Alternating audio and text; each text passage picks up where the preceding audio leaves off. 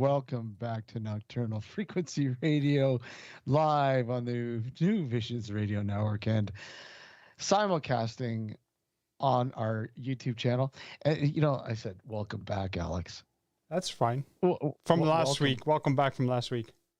Welcome back from last week. Welcome back from last week. Strange days are here. No, it's, you know what? I think today was probably the very first day that I've actually started to feel, um, to get into the season, if you will. Yeah, the weather was really cooperating with that regard. Nice overcast, gloomy kind of weather. That I usually I get into it, but just this year, I don't know. It's on every spectrum. When I think of the fall, I like obviously the season, the things that go with it,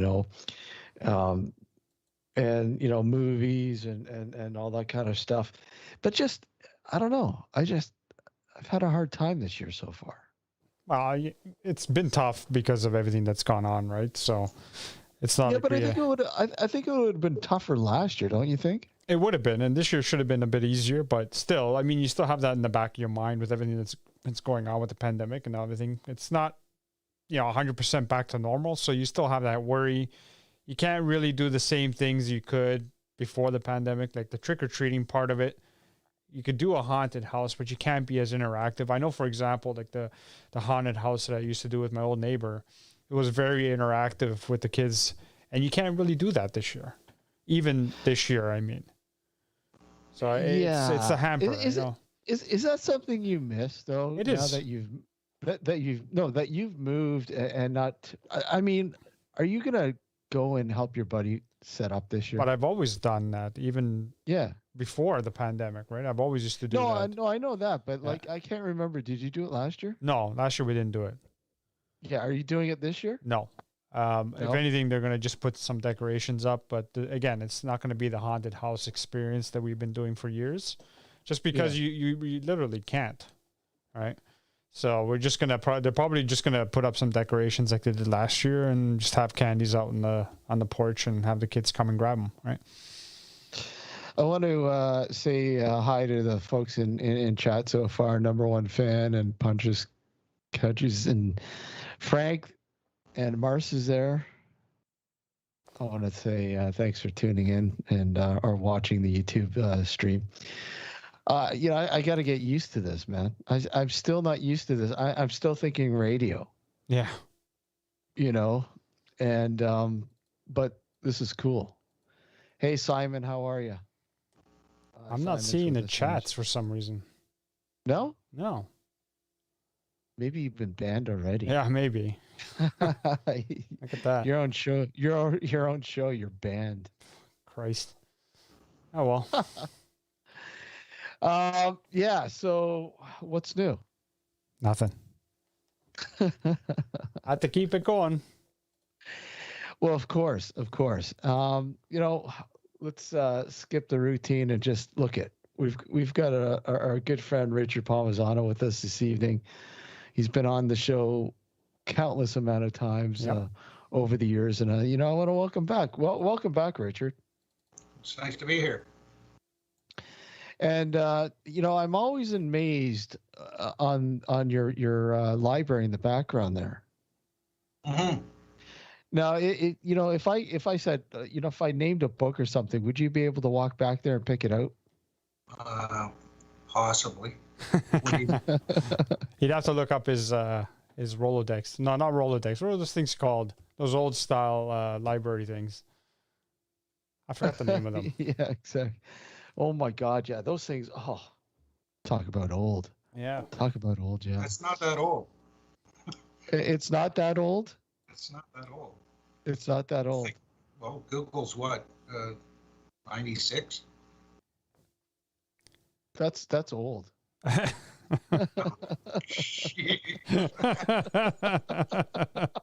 Switch. Hold on a second. So what's new? What have you been up to, Richard? What have you been busy? What have you been up to? A little bit of this and that. Working on a new book and looking for a good publisher. and repainting my storm windows. So So, and yeah, you're like, we had a conversation a couple of weeks ago, and it's really tough to get a book out there now, right? it's really tough to find a good, honest publisher that's interested. And the world changed in 2019, and publishing's no different. You've got publishers that are changing their focus on certain subjects. They're getting away from the paranormal. You've got a lot of publishers that are taking artists' work, but they're not paying the authors. There's hundreds of, or actually there's thousands of lawsuits going on. You got all these breach of contracts. You've got even self-publishing. I know people that have done self-publishing on Amazon, and people swoop in, steal, get an e-copy, convert it to text, change a few words, change the title, change the cover, and republish to Amazon. And the both books are selling side by side, and the author's like, "Hey, what's going on?" And it takes months to sort it out. Have you had that issue? I haven't had that issue. I've had other issues with publishers, but it's tough. It's tough stuff, man. So how do you find being on a big place like Amazon? Have you found that it's actually helped you sell your books, or is it you find that the little guys are helping you more? Like, how does that go? Like, in terms of people finding your books. I'm not self-published, but my books have been sold through Amazon, and I direct. Usually, I direct people to Amazon because I just don't like Chapters or Indigo. Oh yeah. Well, I don't like them because Heather Reisman doesn't like the paranormal. Before she bought all the bookstores in Canada, save a few mom and pop's shops.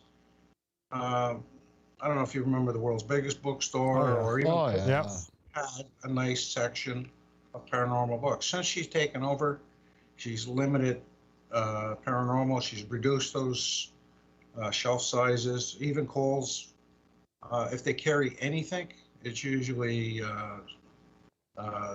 what's that? Jane's Love Signs or some ridiculous nonsense like that. But is Kohl's still around? Kohl's is still around. Yeah. But she's reduced. She's reduced the type of books that they sell. She's more interested in selling flowers and pillows and candles. I've noticed that. Yeah. So she's single-handedly trying to put us back into the dark ages. So I refer everybody to Amazon.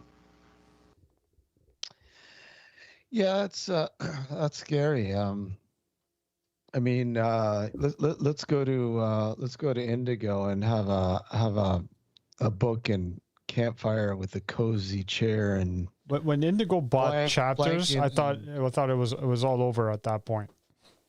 Yeah, it's been over for a while though. No, I know. I mean, look at it. I mean, Indigo, they have to put in Starbucks there to help people. Well, she has a Bilderberger. So. She's a what? She's a Bilderberger. She was at the last couple of Bilderberg meetings. So I guess it's some agenda somewhere. I don't know what it is, but. Well, what is it? Fahrenheit. Let's burn all the books. Yeah. So let's destroy all the books. It's coming there. I mean, we're headed in that direction. You can see that now, right?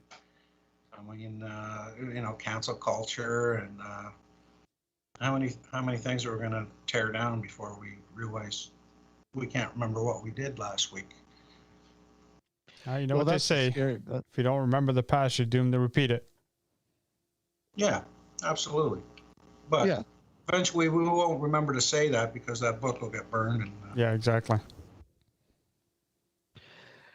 Well, okay, here's a test for you.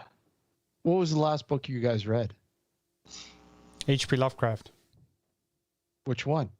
It's an anthology. Oh, the anthology. Okay, yeah. So. Yeah.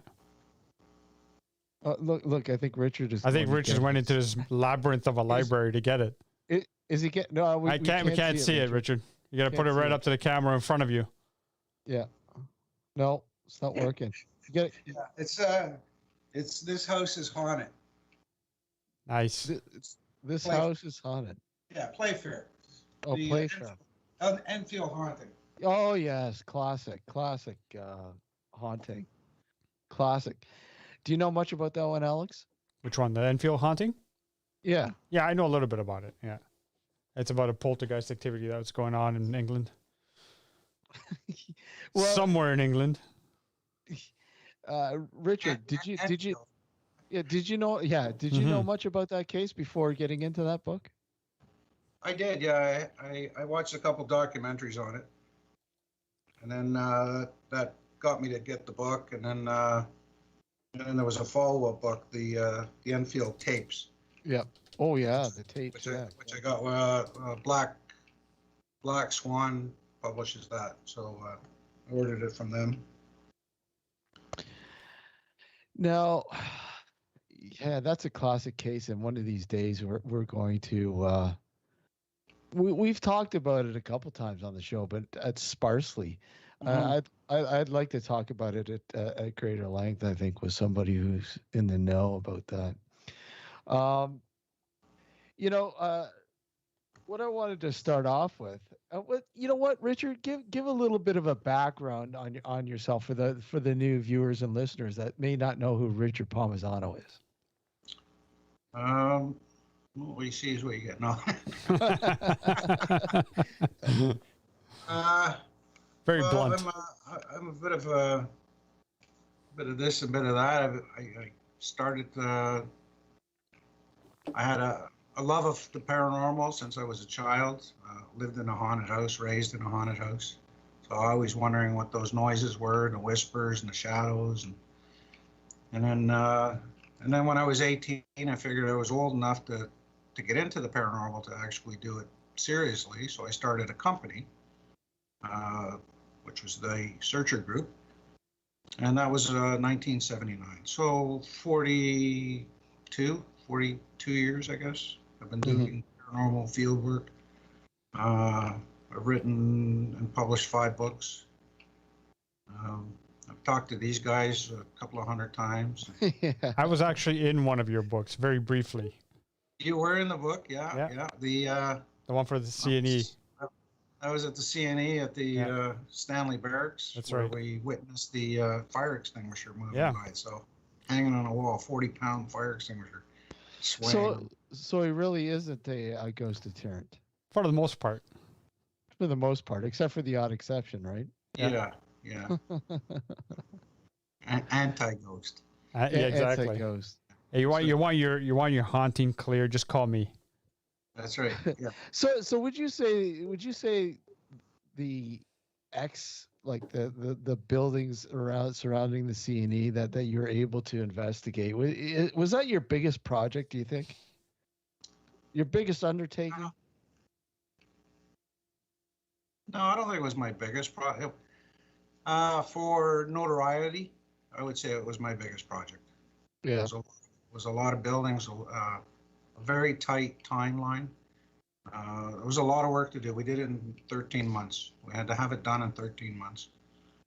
And that was a lot of work. It was, a lot of buildings, a lot of grounds to cover, a lot of research, great people. We were working with the archives, so we had a lot of information at hand, a lot of old photographs at hand. But I think probably my greatest work was when we did the work in Mississauga, at the Harding House, which was the Fusion Center. Oh yeah, that's right. That was an awesome book, by the way, people. If first and foremost, folks, if you don't know, Richard, as he mentioned, wrote 5 books. Go out and look for his books. They're really interesting reads. You won't regret it. Absolutely. I second that one. But that was my love. I love that. I love the property. I love the backstory. Mm-hmm. These people fell in love. They moved down to that area. They wanted to build a mansion right on the water.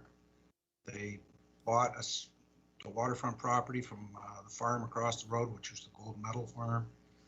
And then he died. He had a heart attack. He was a lawyer, defense attorney, and he had a heart attack and died. So they moved. They moved in the farm across the road, the gold medal. No, they bought the property. They annexed the pieces of the property. They bought it off the farm that was on the waterfront, and then they built their mansion there. The farm is still there. It's owned by Hydro. So so are we talking about the farmhouse that's right across the street, right across Lakeshore? Yeah. Wow. And I drive by that every day going to work, and I swear to God, I don't know how many times I want to stop and take a shot. There's just something about that house, and it doesn't matter what time of the season it is, what season it is, what time of the day. Mostly, especially in the morning, especially in the fall, I think is the best part. When the mist is still hanging around, the morning dew and all that kind of stuff. It's and you got the sun blaring right on it. Even if the sun isn't shining and it's a very dull day, a very crappy day, it's so photogenic. Oh, I just love it. It's a beautiful property. A warning to the wise: if you do go there, always use respect, especially with the farm. It's haunted. They don't play games. Not like the mansion across the road on the lakeside. It's no nonsense stuff there. We talked to a couple of police officers that came by. We were doing an investigation. They did some work for us. They did some great stuff. It was very nice of them.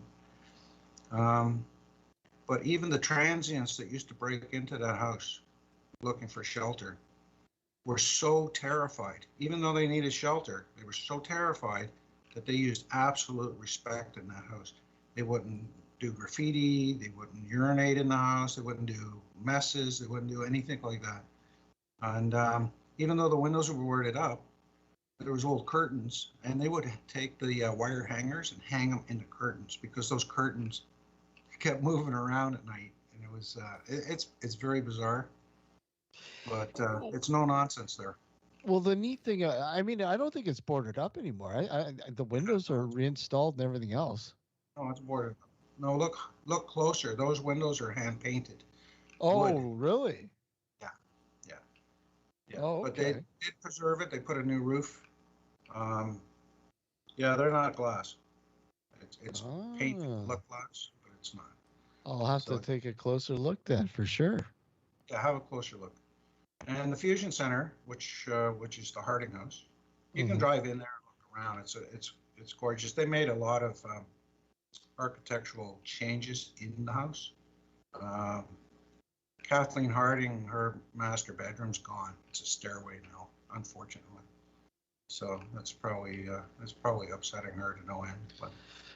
And I mean, we won't get into too many details, because I mean, Right. people grab the book, because I mean, to find out exactly, what went down when you guys investigated. But give them a little bit of a tease. Come on, Richard. Just a little tease. It's one haunted place. Well, there's a little boy named Danny, spirit of a boy, drowned in the lake there, and because it's a mansion, they had servants, and there's a couple of servants that are still there, and they're Henry, who's sort of like the butler guy. Yeah. He's in charge of looking after Danny, and Danny just runs him off his feet. We've got dozens of EVPs of Henry yelling at there we go. Stop, get back, or do. Here we go. That's my first one, man. Wow, Here look we at go. Alex. There it is. That's the one. Ghosts, yeah. And but Danny, And this is the one I'm in. Yeah, there you go. In case anyone's wondering. Wow. What are you, a fan? No, not at all. You think, eh? Hold on, what's he, your he, email? he was knocking at E-tran- your door, E-transfer. waiting for you to autograph the books for her. Hang on. Oh, here we go. Oh, They are autographed. Damn. I think I've got books by him too. I know I do. But they're not autographed. Hey, how did you manage to get those autographed? I got my ways. I'll send you out e-transfer, buddy. Don't worry. Yeah. I have his email address.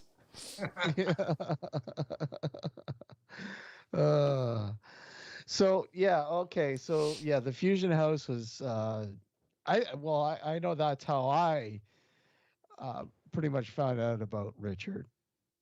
And I think obviously one of the guys in the group was working with you at the Fusion House.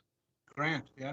Grant and of course through Alex too. I mean, Alex mentioned some stuff about the Fusion House and the book. And actually, was it you that suggested we had Richard on in the first place? That's Wasn't right. it, right? Yeah. That's right. And that was like, God, that was what, 2000 That was a long time ago. 2009, 2010. I still remember the first time I met Richard at the Diablo Manor there. Yeah, Diablo Manor. Yeah, that was a fun night. That was a fun night. It's too bad we should have tried to get Gary to bring him out to the gathering. Yeah, That would have been pretty cool. Yeah. Having Richard out there. You don't have to do the gathering. You don't have to do naked stuff, do you? Wow, that's optional. But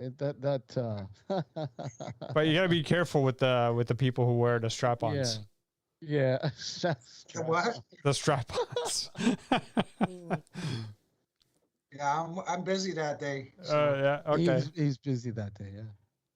So okay, the Fusion House, CNE, and of course, you had some pretty intense stuff at an old farmhouse too, right? Well, that was part of the ghost book, which is because there was a girl that would play with a little girl that would play with Danny at the mansion. She belonged to the farm across the road, and she would come back and forth, and she was actually murdered on the property by. They used to hire these old drunk guys to watch the lumber and watch the property, and yeah, he took care of her one day, but he got his own justice because while she was screaming and he was doing what he was doing, the farm hands heard her and came over and caught him, and they ended up hanging him in the tree outside just behind the farm there. Really? Yeah. No, what I was referring to was I believe it was somewhere in, was it Georgetown?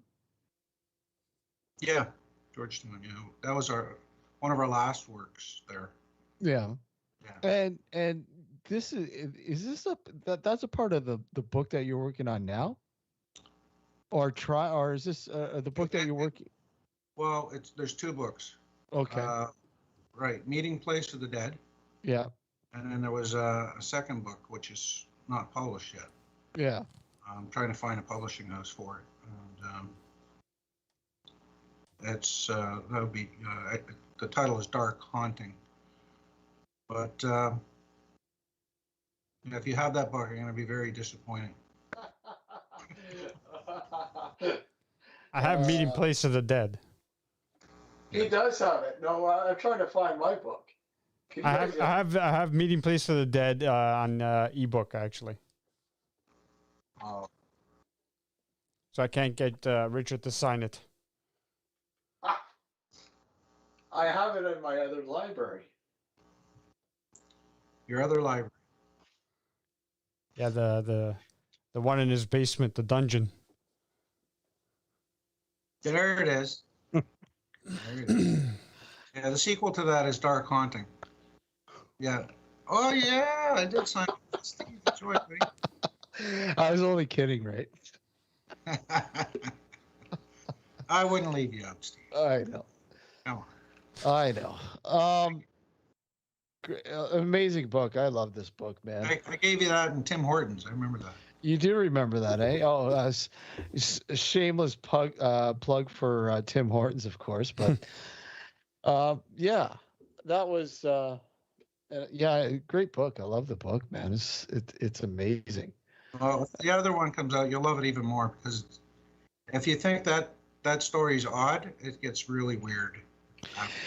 Well, I mean, it is odd and it's really weird because I remember, talking with you about it, and some of the experiences that you had firsthand, not through the book, but on a personal level, talking about the experiences that you had and how intense and we're talking about like extremely intense. Like Yeah. probably, would you say probably the most intense you've ever felt? It's comparable to some of the experiences I had in my first book, Overshadows. Yeah. But yeah, extremely intense. A lot of, things following the team members home, unexplained injuries throughout the team on the property all the time, constantly. Just a lot of bad mojo stuff, But yeah, it got really weird after, to the point where the owners just said enough is enough, and they packed up and moved, left the site. That sort of ended the investigation. That did, and you haven't heard anything from the people that that live there now, that moved in. No, and it's a tough situation because I'd love to go back, although part of me says I shouldn't. But you see, the owners never disclosed. They never disclosed that. They just left. They put it up for sale, sold it, never disclosed any of this. So I don't want to be the one to disclose it, right? I don't want to cause that kind of trouble. So I'm, sort of that's the end of it. It's, but I know Peter, the assistant director. He goes by there quite often. He says the place is constantly lit up. There's always lights on all the time. So I can't imagine the activity stopped. It'll never stop there. So I'm sure these people have noticed. I think they're probably having a hard time with it. But unless somebody reaches out. Why don't you drop a card off in their mailbox? Yeah, it's a tough thing because, if they ever associate my name with a book that points back to that, I really don't want to cause any problems for the previous owners, right? I mean, they're wonderful people. They went through a difficult situation. I noticed that Frank, posted about Adventures Limited Press. Yeah, I know. I posted that on the Skype chat there. Richard, you might want to look into it. Yeah, somebody else that we had on the show is actually published through there too. Is it? I think it was. Oh my God! Now I'm gonna have to look for it. You know what? I mean, if you Jerry E. Smith, I believe his books were. But there's also Dark Moon Press as well, which is you remember Steve, the guy we had on from the Church of Satan? I know, Richard, you'll love this one. But he runs that Dark Moon Press as well. He's written a bunch of books. The ones that published my short stories. Right. You're talking about Eric, right? Yeah, Eric Vernon. Yeah. So, Richard, you might want to check out the one that Frank on the chat posted. I put it on the Skype chat. It's called Adventures Unlimited Press. But also check out Dark Moon Press as well. Cool. Thanks, Frank. Yeah, I'm almost certain it was Jerry E. Smith's books that were published. It's possible, yeah. I'm pretty sure it was. I like I said, I can't. I know the book is there somewhere. up here. Just don't go to the same place as John Colombo. Shut up. That's what it was. That's what it was. You know how much trouble he caused me? Oh, you know how much trouble he's caused us. Not as much. Oh man. Yeah. Well, he's just he's upset about stuff I've never even said. Other people have said it, and he took it out on me at the publishing house. That's the kind of guy he is. That doesn't surprise us. No. Yeah. Yeah. It's too bad, because there's a lot of good material out there, and of course the stuff that you're in, Richard, and the stuff that you want to get out. It's really a shame that it's so tough to get out there now, and it's easy enough for somebody to write a blog or whatever online, and hey, there it is. But it's a whole different ballgame when you write a book. Yeah. And try to have it published. Even if it does get published, to get people to acknowledge the fact that the book is out there, that's tough. It's really tough when there's so much material out there, especially on the paranormal. Mm-hmm. I mean, well, let me ask you, how do you do it? How do you get people what do you say to people? Look at my books aren't the run of the mill paranormal thing. These are totally different. What do you say to people? Well, it's a tough sell, because you're competing with, with the advent now of self-publishing. You're competing with all these people, misspelling.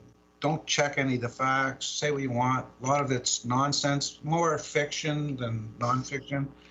So you're competing with these people. It's really tough. So you do lectures, you talk about your books, you do shows like this. You try and get it out there, but it's tough. And then because of the cost of books, and the fact that 48% of the public don't read anymore. Yeah. They're waiting for it to come out in the library, right? And then or 10 people get together, they throw $1 in the bucket, and then they all buy the book and then pass it around. And then they'll ask me.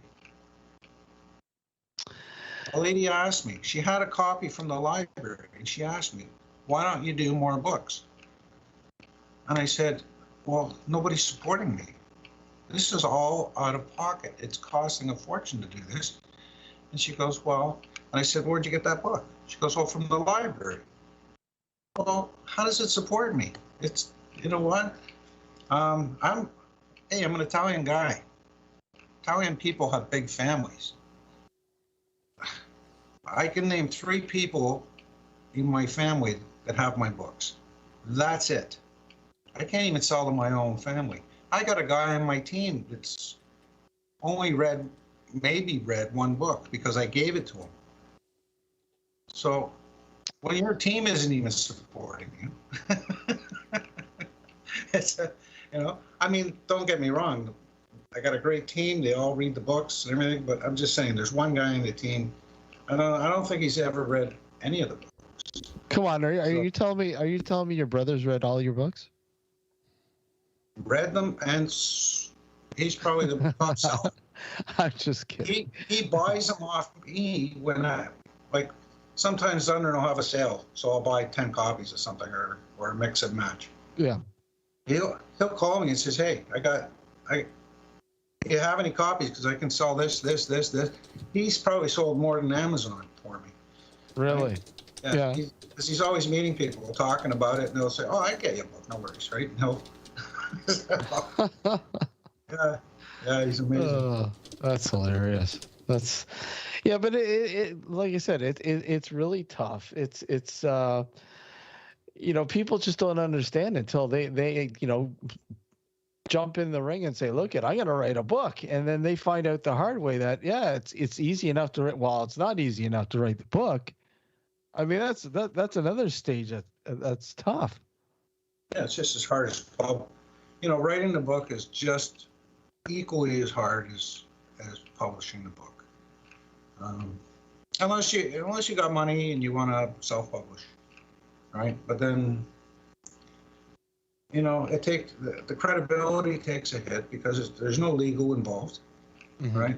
There's no fact checking. You can send it to somebody to check the grammar and the spelling and all that nonsense, sure. The format, okay. But, maybe that's the way I have to go. I don't really want to. Yeah. But, I'd like to do it on the up and up and, take the hits along the way. And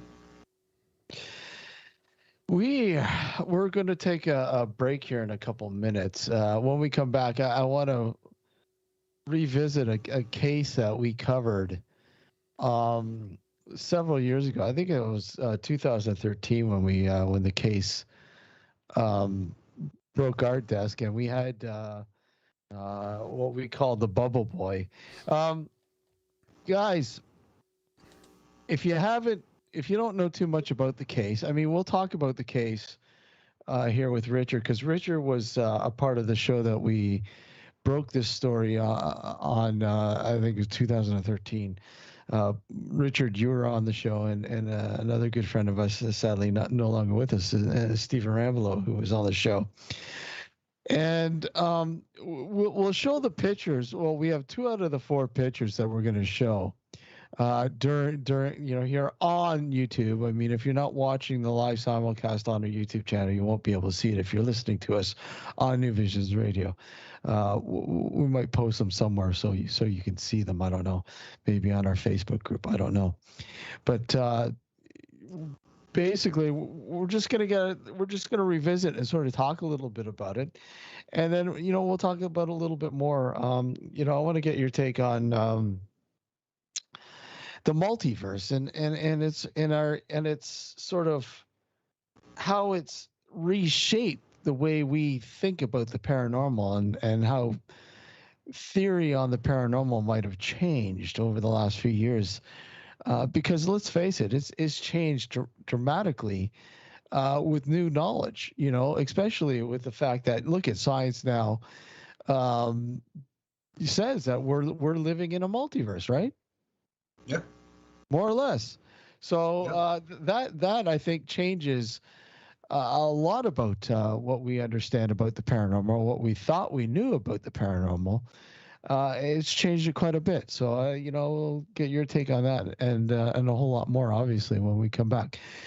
Folks, don't go anywhere. You're listening and watching New Visions, Nocturnal Frequency Radio here on the New Visions Radio Network. And, of course, simulcasting live on our YouTube channel. I was going to say on our New Visions Radio Boob tube channel. Huh? Boob tube, yeah. Don't go anywhere. We'll be right back.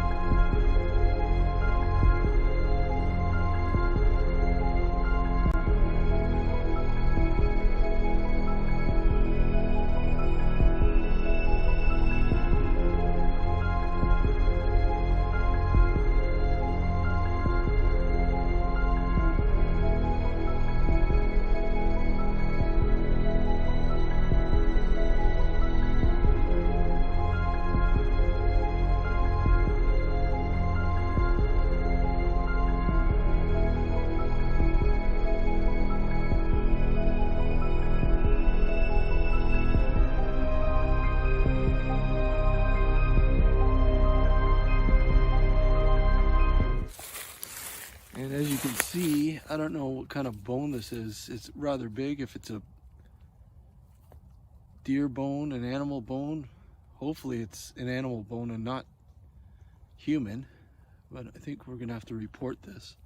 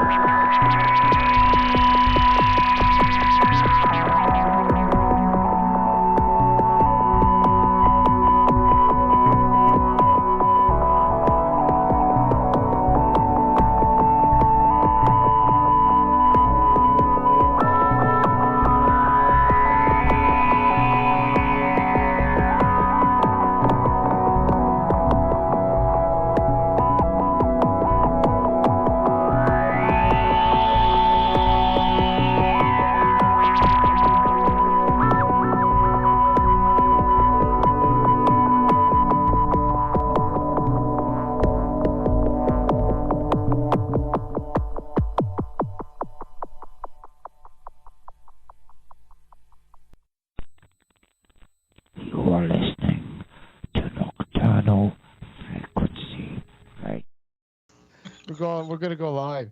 And welcome back to Nocturnal Frequency Radio here live exclusively. No, not exclusively anymore on the New Visions Radio Network, but we are now simulcasting live on our YouTube channel. And Alex, for some reason the playlist started playing again. Wow. Which was weird. I think it was Richard, man. Richard just cursed us. I know. It's that haunted library. Haunted library in the background. Can you pick out the exclusive works of Poe? No. At least he's honest. Yeah, at least he is. Oh man. Okay, so thanks for joining us this evening, Richard. Oh, my pleasure to be here, guys. Okay, so a few years ago, we broke a story about this series of photos that were taken by a deer cam in somebody's backyard in the middle of nowhere, and the property had a lot of interesting aspects that went along with it. But the photos were snapped within, I think, 4 seconds, Alex, roughly? Yeah, it wasn't too far apart. It was very close together. It was about a 4 second span, if that, not even. And within the 4 frames of these shots, What you notice are changes in each photo is different, and the temperature slightly increases with each photo as they go on. The first photo is just simply his backyard, this field, and there's like a forest in behind. And you can see the birds on the ground there, just minding their own business. The sun is shining, and whatever, beautiful day, beautiful crisp November morning. And then the second shot, there's a disturbance. Something is disturbing the camera. Alex, do you want to show the first photo? Yep. Okay. It's on there now. Okay, so it's on there now? Yep. Okay, so there's the first photo. Right? And as you can see, there's some sort of disturbance in the upper part of the photo. I mean, now, Richard, you said UFO. Well, I just had a quick look when you resent that, and that's what it, I'm not only looking at it, it's a 1 by 1 inch thumbnail on the messenger, and that's what it looked like quickly. I just glanced at it because I wanted to get back to the second photo, which was Bubble Boy. Yeah. So I didn't really focus too much on that first one you sent me. So here you can clearly see there's a disturbance, and as you can see, you can still see the sun, the rays, and then there's like a halo about midway, and the birds are still in the field. It looks like the Saturn, the rings of Saturn, right? Yeah, exactly. But I mean, clearly there's something screwing around with the camera, even though I don't think the camera's being screwed with. There's something in front of what I'm gathering out of this, or what I've gathered from day one, is that there's something that we clearly don't understand. Like in front of the camera. And notice the time frame, like that at the bottom right hand side of the frame, you'll see the date and timestamp on the image, and you'll see the next one as well. Yeah. Right? Okay. Yeah. One would say, yeah, you do need a new camera, but wait till you see the very next shot. And again, folks, this is a series of 4 shots. Unfortunately, I don't have the first and the second shot. So the first shot is exactly the same as this shot, only it doesn't have the disturbance. Just you see the birds down in the field minding their own business and blah blah blah, right? Alex, go to the third photo now. Yep. This is the second photo that's being shown. Now go to the third photo. Yep, it's up. And this is this is within seconds. Not even we're talking like split second. Mm. These shots were like yeah, they take bursts. Like I use them as well. Yeah. And they'll take a burst. And it's a burst. So, folks, this is the third of 4 photos. And look at the temperature is up a degree, right? It moved up a degree. And you notice the time is still 9:43. Mm-hmm. The same date, right? Taken milliseconds just after.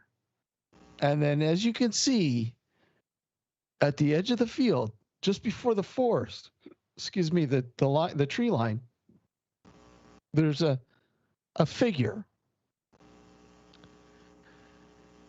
And I mean, now, Richard, let me get your thoughts on this figure. Well, your thoughts. What are you thinking when you see this figure?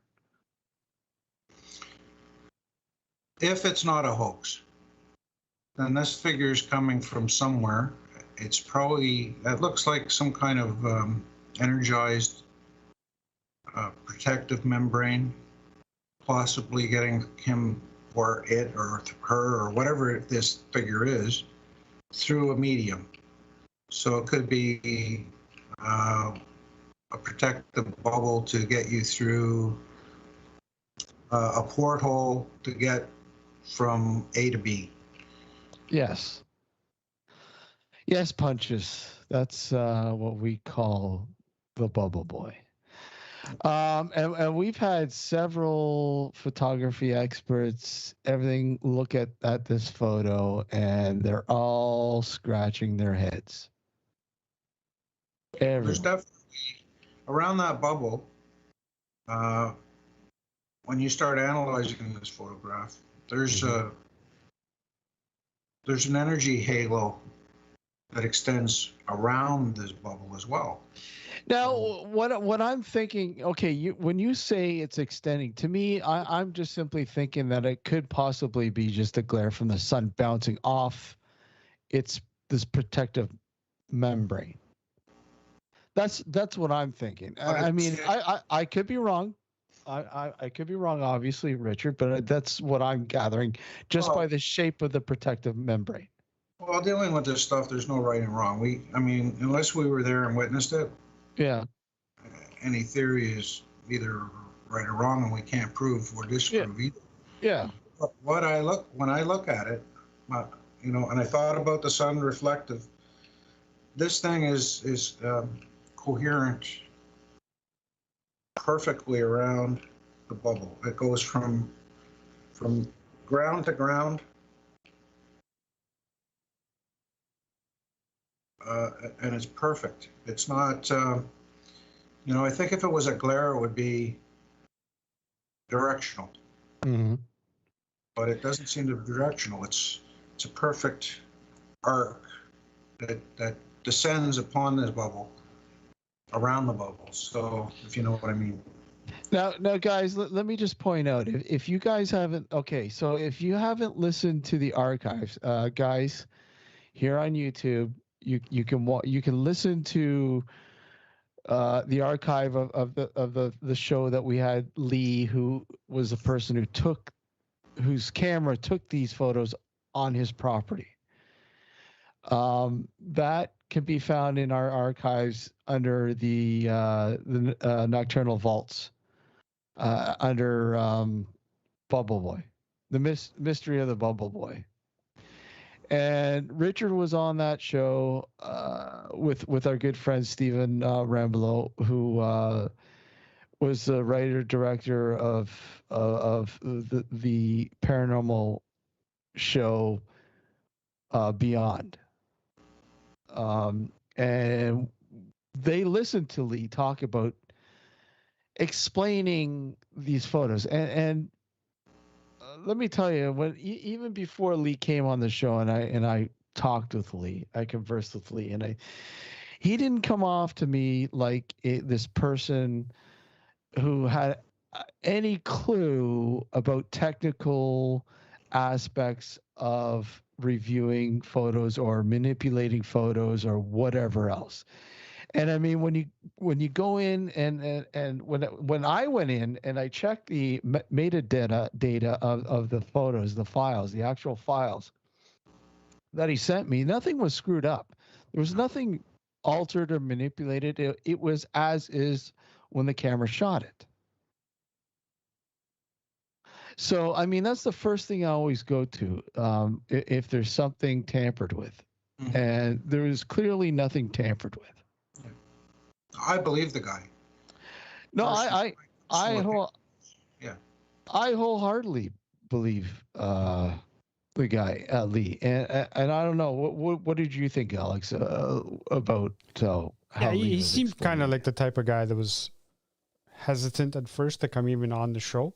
Like he was very hesitant. Yeah, and then that's not that that's the end all be all proof that someone's being truthful, but nevertheless, when you're the type of person that's not excited about coming onto a show to explain your story, and you're more weary that lends a little bit of credence to the story, just because most people who are out to get their 5 minutes of fame, so to speak, will jump at the opportunity to come on shows like this or other shows just to, to tell their story. And this guy was almost like we had to not force him, but we had to coerce him. Yeah. Number one fan says it may be somebody wearing a bee suit. What are your thoughts about that, Richard? Well, I've seen, when I did the Ghosts book in Mississauga, I was used to seeing beekeepers there. They did have in a little area on the property the beekeeper boxes, and although they're not tight fitting, they're certainly not like a bubble. They're not that loose. And they do have a little bit of style to them. They do have arms. There's no arms in this bubble, except for the figure inside the bubble. So, yeah, I'm not going to go with the bee suit thing, but. Tim, I was sitting on the fence too. I was sitting really on the fence, and I'm very skeptical about this stuff. But like I said, when you analyze the 4 photos, I wish I had the first and the second, because the very next photo, the 4th photo, is exactly like the first photo. There was absolutely nothing in the photo except for the field and the birds and everything else. Mm-hmm. And again, when you analyze the metadata of these photos, there's no alteration at all of any of this. There was no editing, nothing. Now, how could somebody all of a sudden appear in one of these photos in a millisecond? Mm-hmm. It's like literally impossible. You know what I mean? It's literally impossible. Because I think I don't know who it was that said that perhaps the disturbance in the second photo, like Alex, go to the second photo again, the photo just before this one. It's there. It's as if there's like a sort of a glitch in time, like a vortex, if you will, or an implosion or something that's sort of disrupting right by the camera. Mm-hmm. Now, do you think it's actually disrupting the camera or hampering the camera? Because I mean, when you look at the lower part of the photo, there's absolutely no disturbance at all. I mean, it looks clear as day. Right. Sometimes things happen in time and space, and it doesn't need to have any rigidity. It could be a microsecond. It could be an hour. It could be. So if we're talking, and I know you wanted to talk about the multiverse. Yeah. So imagine, technically a multiverse is the best way to describe it is buy an arrow bar, cut that arrow bar in half and look at it, and you see all those little bubbles. Well, that's a multiverse, technically, right? That's in the simplest form. Hold on a second, Richard. Punch has just pointed out, there's a bird in the photo. Yeah, there's birds in several. If you look closely, there's actually several birds in there. But sorry, go ahead, Richard. Sorry. Yeah. So these bubbles, they're out of sync with our reality. So they're floating around. There could be other Earths. There could be planets that are right around us. We don't know it. We're separated by not only time but probably frequency. There's a frequency shift, so we can't perceive them. But every once in a while, if those two objects touch each other, you might have a glimpse into some other reality, which is an alternate reality, which is part of the multiverse. And this bubble boy, at that split second where those two Earths came together and just rubbed slightly, produced what this camera caught in that split second.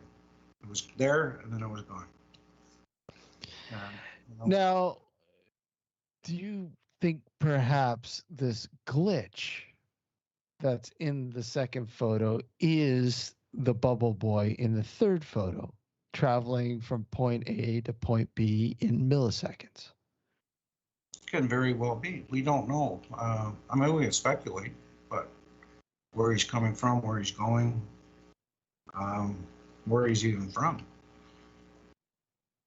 It could be the future. It could be a completely different technological society altogether. Right? We drive cars. Maybe that's how they get around. They take these little bubbles everywhere. They're damn fast. They're damn fast. I mean, Alex, what are your thoughts? I mean, after seeing these photos again for the first time in a while, and remembering the show, and then yeah, it was a crazy show. I mean, just the idea of that happening. Like, I know, and there's been some good points in the chat as well, with regards to what it could be. But at the end of the day, when you look at both, and it's hard to put both images up there and make them big enough for you to see them properly, but they're taking the timestamp is the same. It's 9:43 a.m. on both the two images, and if you go ahead, all four. All four. I mean, we only have the two to show, but I just want to bring up just quickly the first one I have. It looks like a UFO hovering.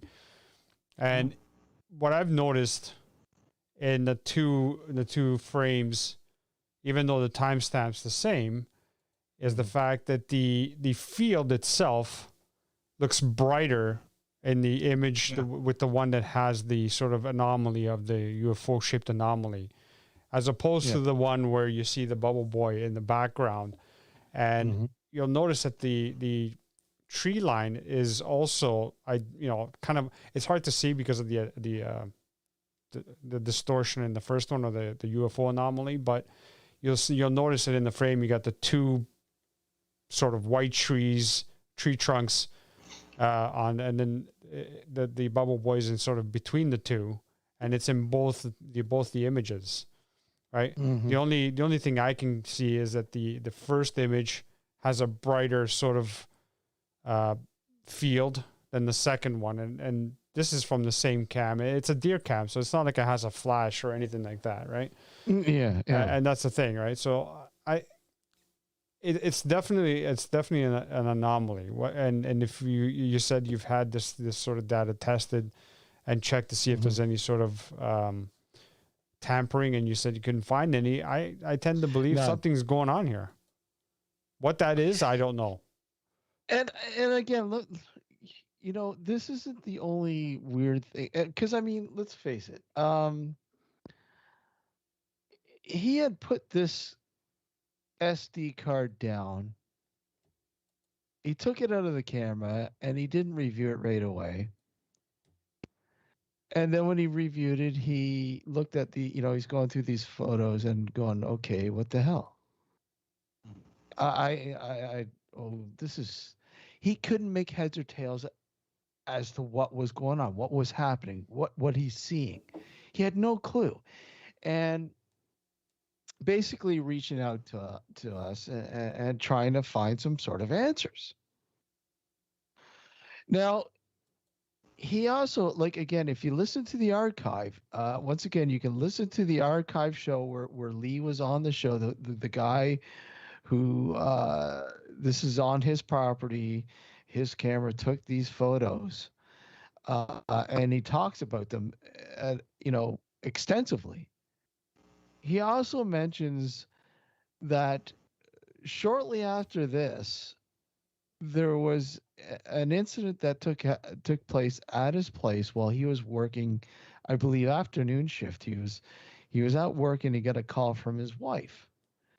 And his wife was saying that there was a green sort of orb like maneuvering in the backyard and like sort of spying in the door. And it was really eerie the way he explained it. And we asked him, well, what do you think? And he had no clue. He didn't know what to think. Yeah, I remember that. And yeah, and when you okay, this was back, what, 2013. I mean, was it a drone? I mean, it quite possibly could have been a drone, but back then, no, I don't think so. But See, this would have been a good guy to get into hypnosis and see. There might be a bigger story going on here. well, I asked him a little bit, and we didn't. I don't think we went into it on the show. I can't remember or not. But he was saying that the house, he bought the house at a bargain basement deal from the local authorities because it was seized. They had been growing marijuana on the property. And they I guess they were trafficking it, high amounts of it. And it was seized by the local authorities, the police, whatever, I don't know. And they sold it, and he bought it. Now, I don't know if that has some sort of bearing on what he was experiencing there. I don't know. I mean, is there a possibility that there's something much larger going on there? I don't know. I mean, what do you think? Well, and this was the problem. We planned to put boots on the ground and get out there and look at it, and well, it never happened. So, I mean, a lot of the speculation, a lot of questions may have been answered had we been out there. Well, yeah, there was an investigation set up. He was all gung ho. He said, "Yeah, definitely. If you guys are able to provide me with some sort of answers or whatever," he was all for it. And then days later, he reneged, said no, he didn't want to have anything to do with an investigation there, and things went silent. And then I think it was just a couple years later after that, the story broke on the Edge 102.1. Yeah, I found that kind of odd. Which was really odd. Yeah. I don't know if they had any contact with the person or not. I don't know. I couldn't tell you.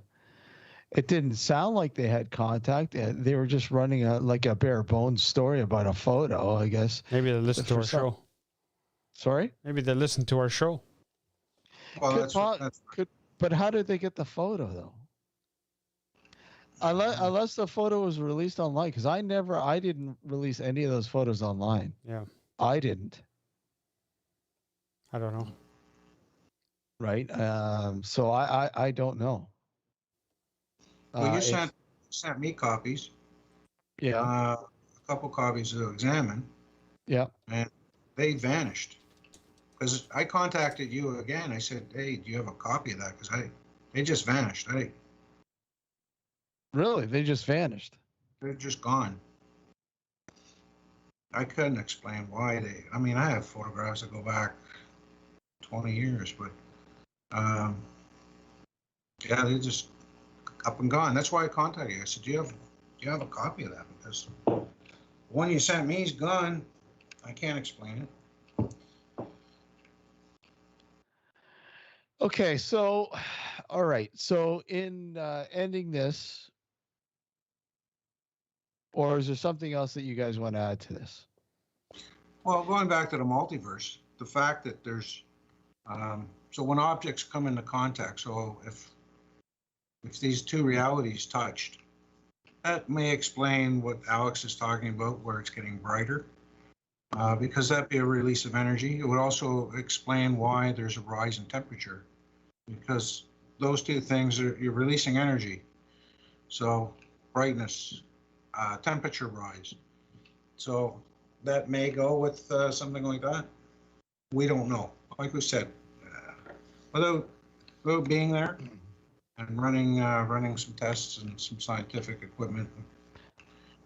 Yeah, I'd love to go out there and investigate it on a much larger scale. Did Obviously, Lee ever provide you with his address? no, he never did. No, I had a rough idea where he was, but he was very vague. He didn't want to share any of that information. So at that point, Yeah. And it could be as simple as he reneged because, maybe he didn't want the attention. He didn't want the attention. Maybe he didn't want to stigmatize the property. If you ever want to sell this stuff again and people know of it, it's hard to sell. I've had clients like that. They call me up and they say, hey, it's really haunted, get out here. And then you make the date to go out and then they say, you know what, no, let's forget about it because I don't want to stigmatize that property, right? Yeah, let me ask you, getting into that sort of stigmatization of properties, but getting on this a little bit more, Richard, what have been some of the most, some of the strangest things that you've come across when you've gone into a house or business investigation? Right. Even before you started, or you say you go out and do a pre-investigative interview with the people or whatever. What has been the strangest incident that has played out? Like what? I don't know what you mean. I mean, So they're strange. I'll give you an idea. Okay, so we were going out to do an investigation of a home, a loft, open concept home. And we went in to do the pre-investigative interview with them. Got everything set up, got a read on the people. Did a background check and all that kind of stuff on medical and any strange any anomalies that bipolarism or anything like that might be coming out that warrants us to back away from it. And then okay, we set up the date for the investigation, and then all of a sudden they go, is it okay if we invite our neighbors over to see it? Oh, yeah. To watch you guys investigate? And I'm like, no, it's probably not a good thing. And it's probably good that you probably have the children stay at somewhere else when we're investigating. Unless stuck in and can't get in to watch the children while we're doing it, then fine. But we had an understanding. Okay, fine, no problem. We showed up for the night of the investigation. We showed up, and the neighbors were at the house. They were sitting in the living room, and they were playing DVD Trivial Pursuit. Oh yeah, I remember this. Yeah, and I said they're not staying, because we won't be able to investigate here if they're. Oh, it's okay. We'll just stay down in the living room. We'll play, Trivia Pursuit here on the TV. You don't get what I'm saying to you. I mean, you're gonna contaminate the area. We can't take proper readings. And they just didn't get it. No, I've been to a few of those. St. Catherine's, we went out there. They were having some troubles, and you get there, and there's 5 of them in the living room watching game shows, and like, you have to try and explain how the equipment works and how it's so sensitive that any noises is going to contaminate everything. Or you get there and there's 18 people there having a barbecue, and you're like, what are you doing? Oh, we're the entertainment. Oh, good. Well, let's see if I can get a ghost for you, right? Yeah, there's there's a lot of odd stuff, a lot of odd people. Whatever, takes a bunch of people to make the world go round, right? So, or you get one of my favorites is my daughter's having she's seeing ghosts. Yeah. She's having some trouble. She can't sleep. She's terrified. She's all right. So you do the survey with them. You ask a bunch of questions. No, we have no interest in the paranormal. We don't do any of that stuff. We don't like that stuff. And then you get to the house. You're doing a walkthrough, and there's the Ouija board under the bed. There's 80 horror paranormal DVDs on the shelf. They've got paranormal books in amongst the romances. Wait a minute, you said, maybe you're scaring your kid with all this stuff, and that's why she can't sleep. It's not necessarily a ghost, and you just said we have no interest in it, and yet, the $700 you spend on all these things, that seems to be an interest. Oh man, incredible! It's a waste of time. It is, and this is the type of reason. Well, these are just examples why I don't really enjoy, and I've pretty much stopped doing home investigations. I mean, unless it warrants it, something that's like, we're talking about Enfield caliber here, right? Yeah, well, there's two types of investigations, right? Is the call for help, home or business, and then there's the pure research, where it's a vacant owned property that is rumored to be haunted. You get in there and find out that it is, and then you can take your time and work that site. Those are the ones I love. Obviously, when you look at my books, those are the ones I love to do. Because you take your time, you can really get into the what's going on there. You can grab a lot of, I call it ghost intelligence, because I did the same thing that the government does with all of us. I use surveillance. Audio and video. I put it in there, I saturate it, and I'll go home. And because they're social, they're just like you and I. They'll talk about things. They'll argue, they'll cry, they'll have fun, they'll giggle, they'll laugh, whatever. And there's not a person, not a living soul in that house. So that for me is comparable to walking on the moon, because when you hear that stuff, and then when you research it, and just like you and I, when I go, hey, Steve, you remember that time? They use each other's names. And when they do that, it's fascinating, because now you can go to the archives, you can talk to the neighbors, you can 100 different sources, and then when you start digging those names out of history, and they're using them in the house, I mean, that's evidence. I don't care if you got 84 initials after your name, and you say it's mold. No. Yeah. That's evidence of afterlife. Sorry. Are you Alex getting distracted by the chat? Alex is having a little tickle me out. Incident going on there. Should walk out that side of the screen or something. In a moment? Yeah, I think I needed a moment. Yeah.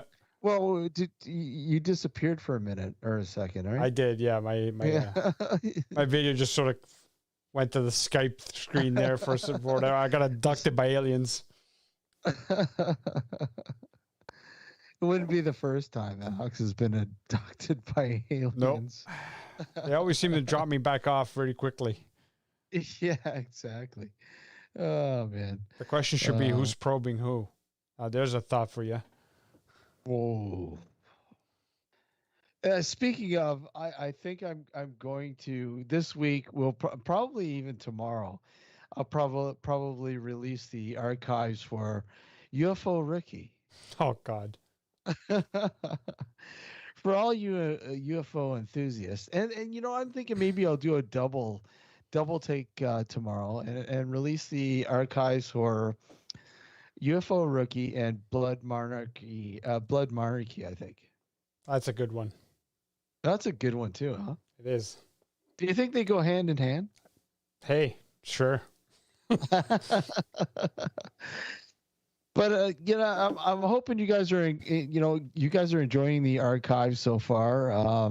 Finally, we got a hold of them. Unfortunately, for the longest time, we weren't able to get to them, but now we've got them and slowly putting them up on our YouTube channel.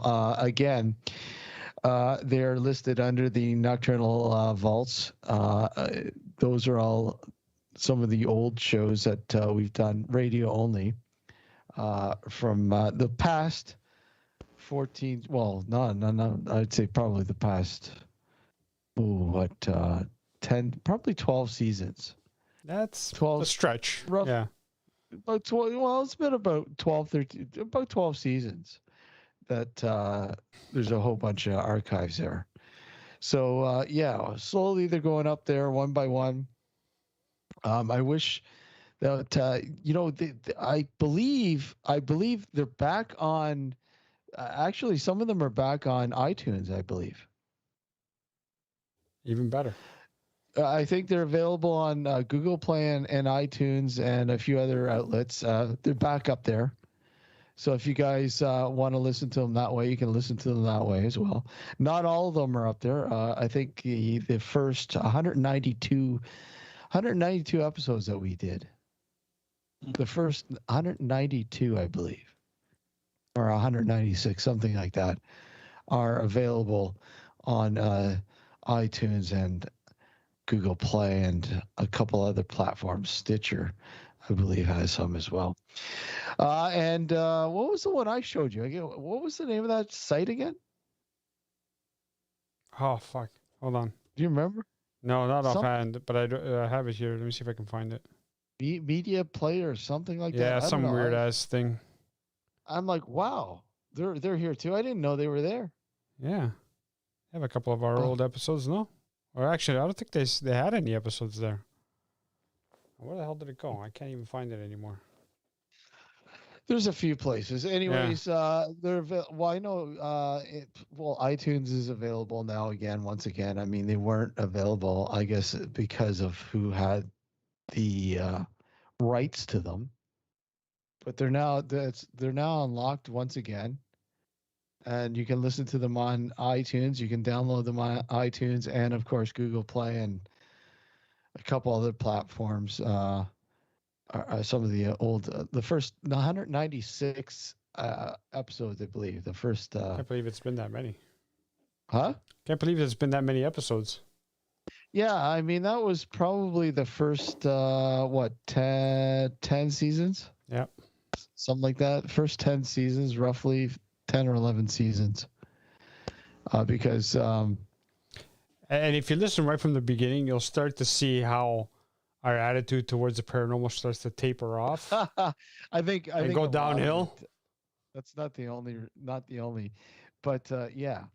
The very first time that I put that episode's up, I believe, the very first time you're on the show. Nice. Yeah, I think so. It's up there, and see how enthusiastic Alex was. Much more than now, that's for sure. He was ready to dive into a dark discussions on orbs. Yeah. That's Richard's favorite topic. Yeah. Okay, we're gonna take a short break. When we come back, a little bit more here with Richard and more. So don't go anywhere. You're listening to Nocturnal Frequency Radio here on New Visions Radio, and of course simulcasting live on our YouTube channel. Hold tight. We'll be right back.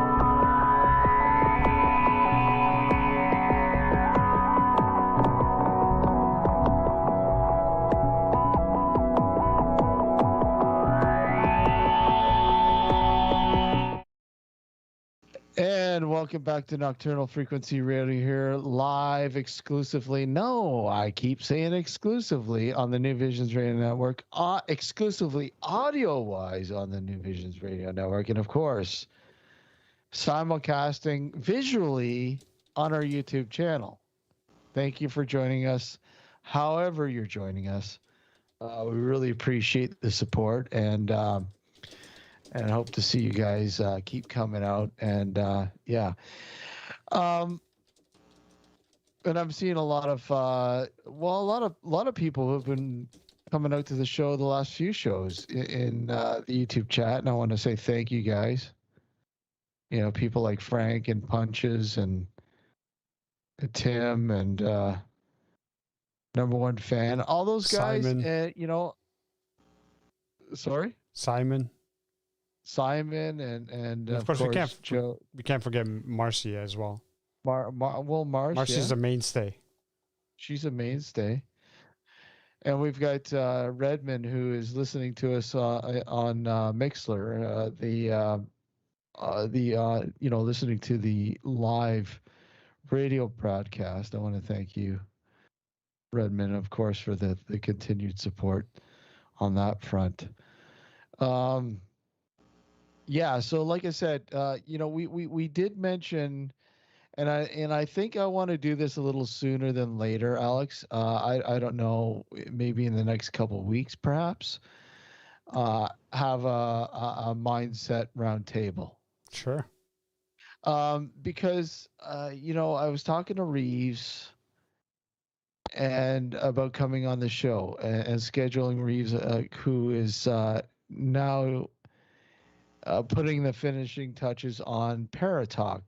He's going to continue Paratalk, which, of course, people know he did with Gareth Davies on a regular basis. So he's continuing on. He's chugging along. He's got his new format coming out soon, and we're hoping to schedule him sometime in October.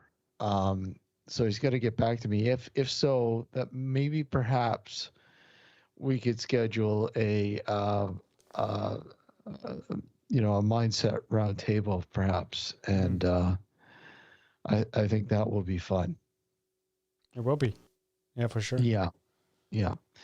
So keep your eyes open for that. Again, if you're not following our Facebook group, please join our Facebook group. Facebook.com/Nocturnal Frequency Radio. It's easier, just type in Nocturnal Frequency Radio page, that is, where we basically keep everyone up to date as to what's going on, future shows and guests and stuff like that. And obviously, we encourage you to let us know if there's a guest or a topic that you'd like us to talk about as well. Please, by all means, do so. But once again, if you're just tuning in or if you're just catching the live stream here, we've got our good friend Richard Palmisano in. Welcome back, Richard. I didn't even think I left. Oh, here I am. Probe Man 2.0. Well, that's got to be Alex. Yeah, Alex. What are they saying about me now? I refuse to. I plead the fifth. That's it. You plead the fifth. It's probably best. Yep. So let's continue on with what we were talking. We were talking about investigations that I guess didn't really go too far because they didn't start off well. But I mean, Richard, is there somewhere that you'd like to investigate that you have not investigated yet? Like, no. We'll just say local. No, there isn't a place? No, I'm not. You know what? I'm all these well-known ghost destinations, that have been covered thousands of times on TV. I leave those for the thrill seekers. I leave them for the kids. They want to go run around, having scientific paranormal investigations, but 70 of their closest friends. No, I like the anonymous, odd place down the street or up the road where there's some activity and I can get into and look at it. How about Camp 31? There's not much left of it, so yeah, I don't know. But you must say it's got quite a unique or quite an interesting background. Oh, absolutely, and I love history. History and ghosts, they're hand in hand. You can't have one without the other. Yeah. But yeah, if it's got a great backstory, that's a big plus. If it's actually haunted, yeah, I'm in. But I don't want to be there with. I really don't want to be in places where it's been investigated to death, because honestly, I don't need that kind of nonsense. Because no matter what I discover, whoever's been there before is going to say, "Well, I didn't find that, or I didn't do this, or So, I don't need that kind of nonsense. Yeah, well, I hear you. I think I'm kind of sick of that as well. Plus, with places that have been investigated to death, people who are familiar with those places already have a preconceived notion of the place anyway. So regardless, That's right. They go in with expectations, right, and they fulfill them. That's right. So I mean, even if you were to go in there and find something completely different, the majority of people who have already either read or watched the show on the property will choose to either say, no, you're completely wrong, or unless you go toe the line, so to speak, and basically say the same thing that previous people have said. Sure. It's one of those scenarios where you can't win. No, you can't win. No, you can't. Right? Not that I do this for notoriety. I do it for the knowledge, for the insight, for the discoveries. I mean, there's not a lot of theorists in Canada. I'm one of them, and I love gaining data from field work and building theory. And the reason I build theory is one reason only. So other investigators can take that theory, if they have the mindset to do so, and test it and see there's does the it key. work or doesn't it work. There's the key word, mindset, because they don't. A lot of people don't. No, A lot of people won't take that and say, "Oh, let's use this as an archetype, as a framework." They won't, and I think a lot of it has to do with the ignorance that many of these people that enter this field, if you will, they don't seek help. No. They just assume that what they're doing is proper and they know what they're doing, and that's all that matters. And realistically, let's be honest, it's bullshit. Yeah. Well, right now, Peter Rowe, Peter Rowe, he's been a guest on your show. Yeah. We're both working collectively on a advanced paranormal research manual as a book. And, we want to turn this whole thing on its head, because I work with other investigators. I go out, I see stuff. I've got my ear to the ground. I hear a lot of stuff. I research a lot. And I can basically tell by watching a group where they got their education from. And 98% of them are Zach Bagans trained. I know. Yeah. Because most of them are running around in the dark using night vision cameras because it looks cool. Mm-hmm. We got to go to the store and spend some money, and we got this cool technology. And if they had an education, they'd know 48% of all reported ghostly phenomena happen during the day. Mm. The sun's up, birds are out, and that's almost half. You don't know. And let's, adding to that. Sorry, adding to that, Richard. That a lot of one of the main reasons why, if most people do investigate in the dark or at night or whatever, is to simply better control the environment. You have better control because the outside elements aren't as busy, if you would, during the I day. agree. I agree 100%. But Yeah. you can control the environment better at night because it's quieter. You don't have the traffic. You don't have all the noise. But to walk into a perfectly good building and to shut all the lights off makes absolutely no sense. Now you can't get proper readings. You can't get proper readings on your meters or your equipment. You can't watch out for safety hazards. You can't watch, hey, man, you're going to fall down the stairs or walk into that thing sticking out of the wall because you're walking around in the dark and you don't know if something just walked past you. Right? When we went to the farm and we did that in the basement, turned all the lights off, I couldn't tell if something walked past me or guys are going, I can't tell what the meter says. I'm not sure. So everybody starts backlighting and you might as well have the lights on. It didn't make any sense to me. It's like, why are we doing this? I can perfectly, if I have a shadow person moving along the wall, I want to see the shadow person moving along the wall. Put the lights on. Yeah. Right? So it doesn't make sense to me because Zach Bacon said it cool and he made it look cool and he sold it to a whole generation. Yeah. This is what we're doing. It's absolutely ludicrous to me. So we're working on a new manual.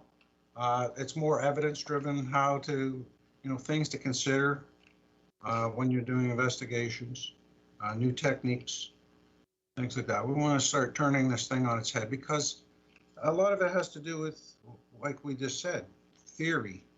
I always take old theory. I've got hundreds of books here, some going back to the 16th century, that have ghost theory in it. I take those theories and I apply them to what I found in field work. Does it work? Why doesn't it work? If they all worked, it wouldn't be a mystery anymore. So obviously there's a problem with some of these theories. We have to rip them apart, test them, and either they work, we need to apply them, or they don't work, and we need to dispose of them. What's happening today is we'll take a theory and say, kids see ghosts because they're innocent. Okay. All right. How do you apply that? Can you test it? And could there be other theories? Well, there's other theories that make more sense than that general statement, which are two theories that I've come up with. One is, if you look at the development of the human eye, that human eye doesn't like ultraviolet radiation. Kids can't protect against UV, so UV goes into the eye. So they can see more things than we can see. As we grow older, our lens, the eye, protects itself. It starts to go a little bit yellow, and it starts to filter out UV more than a child would. So they may be seeing things, not because they're innocent, it's because the way the eye develops over time. The other theory I have is, if you have a child, and if you look at reincarnation situations, that child at birth in reincarnation has a close tie to the dead. That's where they just came from. And you'll see in reincarnation cases, when they get to be about 3 or 4, they're talking about information from a past life, where they lived, who they were married to, how many kids they had. A lot of these were verified through Stevenson's work. So they have one foot in very close to death, so they have that connection. Yeah. And then when you through life to the end of your life, you're right on the cusp of death, and then you have deathbed visions. So people in the room, voices, which were a lot of verifications through healthcare workers and doctors, nurses, of witnessing strange phenomena during a deathbed visit or phenomena. So you can see at both ends, there's life and then the afterlife. So that's where those connections come in. Yeah, no. Talking about his theory, you take those theories and test them. Do the research, do the hard work. Nobody wants to do the hard work. Well, nobody does. No.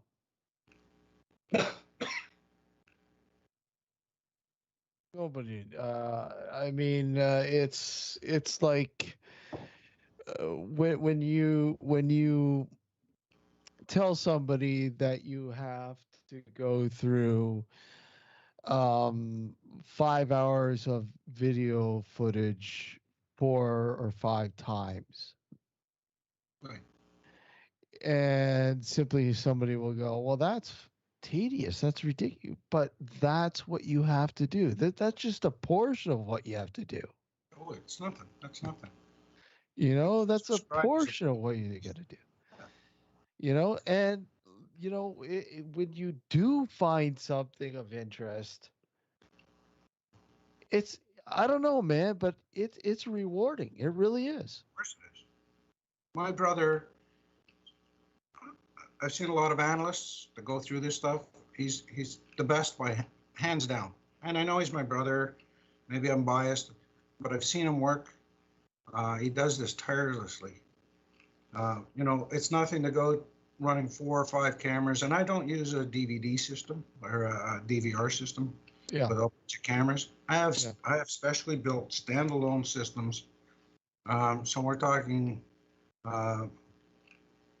running 4 cameras for 8 hours, right? It's 32 hours of audio video. So these stands, okay, so let me get this right. These standalone systems that you use, so it's one camera that feeds into one recorder. Yeah. So are these just simple camcorders or specially retrofitted camcorders? No. So what they are is a DVD burner, Okay. HD, high quality, specially modified camera. Most are infrared, dual CCD, so you can see during the daylight as well. Yeah. Modified internal microphone set to 10 hertz with a small portable monitor and a tripod to mount the camera.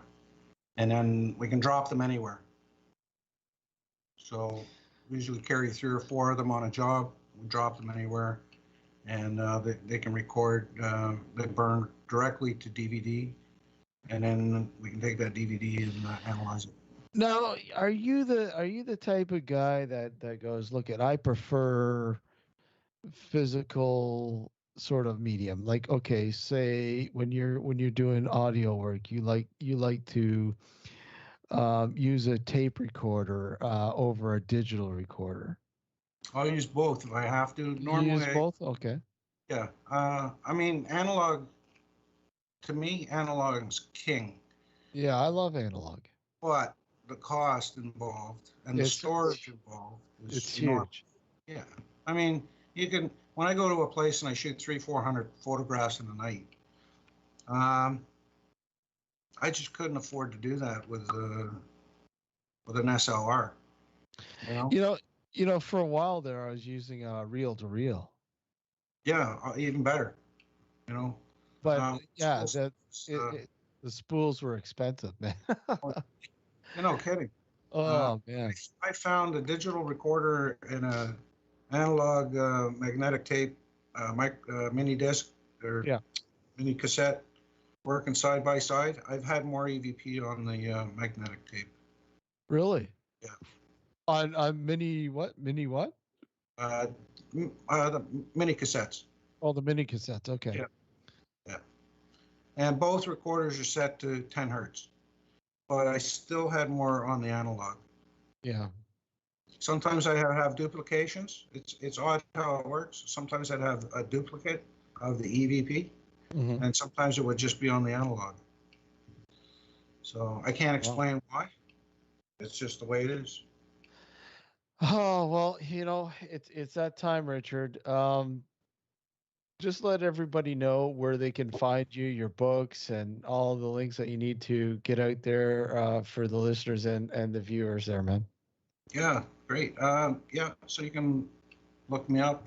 It's thesearchergroup.ca, all one word, or you can email me at richard@thesearchergroup.ca.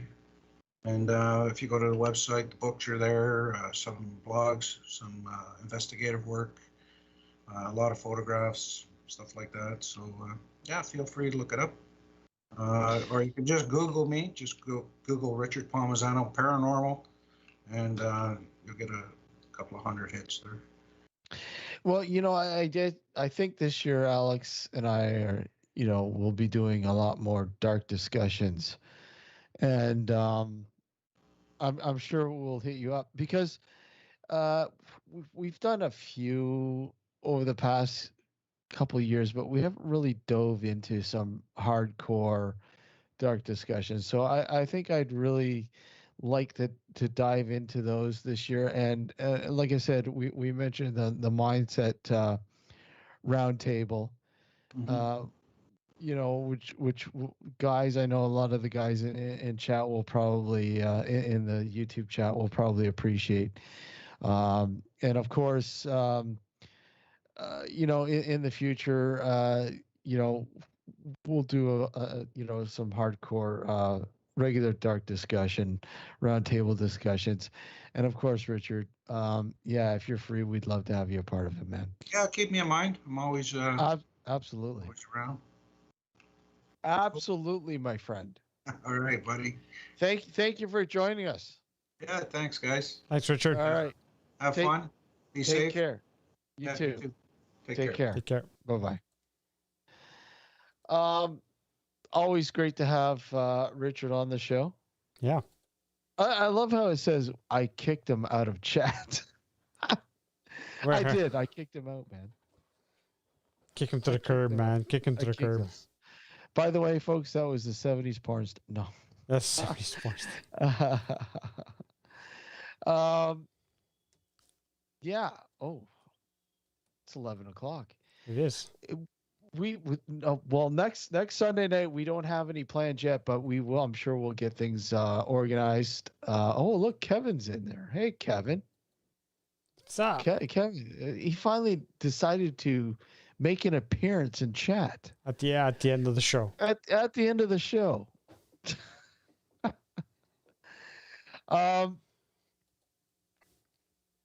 Yeah. So, anyways, I want to thank everybody for tuning in and watching and joining us in the YouTube chat and so on and so on.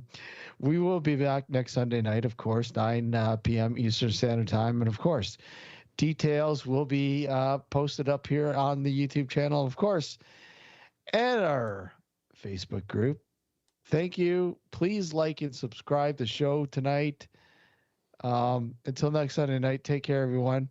Really appreciate you tuning in. Like I said, it's always fun to have Richard on the show. Yep. And so on and so on. Until next Sunday night, folks, take care. Good evening. Adios. Bye-bye. Take care. Have a good night, everyone.